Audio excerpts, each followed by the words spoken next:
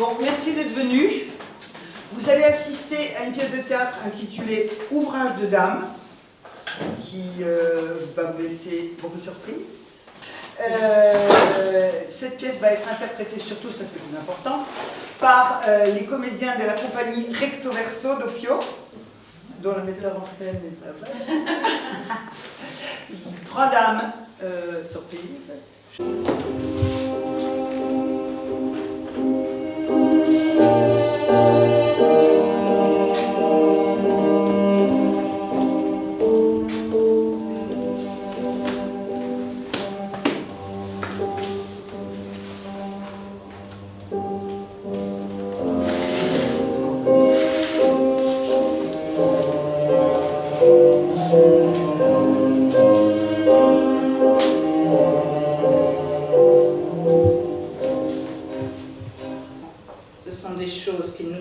Ça leur est facile.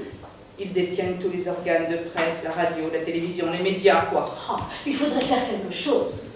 Des filles. Il ne faudrait faire que des filles. Vous croyez que c'est possible? Naturellement. Il suffit de faire un tri à la naissance. D'un côté des berceaux et de l'autre un vide ordure. Et vous ne l'avez pas trompé? Pas assez. Je pensais à autre chose. À quoi? À lui faire une fille, histoire de lui saper le moral. Il rêvait, lui, d'avoir un garçon. Et vous l'avez faite? J'ai eu 10 ans, mais je l'ai faite. Qu'est-ce qu'il a dit? Rien. Je soufflez. J'en fais des kilomètres, oh là là. Vous avez des pneus spéciaux? Je suis obligée, c'est à cause de mes oignons. Oh, bah, je m'en doutais. Ah, j'en ai usé des paires de charentaises, au prix où elles sont maintenant. Faut les acheter en gros. Mais c'est ce que je fais. Ou d'occasion. Ah non, ça j'aurais pas confiance. J'en connais qui se sont fait rouler comme ça. Leurs chaussons leur claquaient entre les mains le premier jour. C'est bien fait. Vous savez combien ça vaut une bonne histoire? Oui, les yeux de la tête, mais il faut s'en priver. Bon, ils se privent déjà de tout. On ne peut pas en plus leur supprimer les poireaux. C'est bon pour les vieux, les poireaux. Oh, c'est terrible, mais il suffit d'en parler. Je ne peux plus tenir. Oh, permettez. C'est ça où elle aboie. J'aimerais une Rolls-Royce. Et tout ça pourquoi? Pour la donner un boucher en gros pour qu'il lui fasse 5 petits faux. 5 par 5. Toujours en gros. C'est épouvantable, un homme. Bon, tout de même, quoi qu'on dise, il doit y en avoir de bien. Aucun.